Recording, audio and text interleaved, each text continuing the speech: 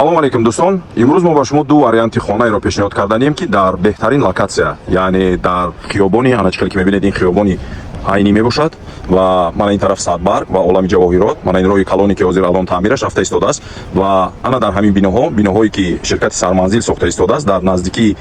беморхонаи Скорӣ ва бизнес центр сазидани ана ин тараф роҳи калон ба сӯи аэропорт ва чордомаи аэропорт, мана ин мебошад роҳи калон ва ҳозир мо меравем ин хонаҳоро ба шумо маълумоташро аз наздик медиҳем.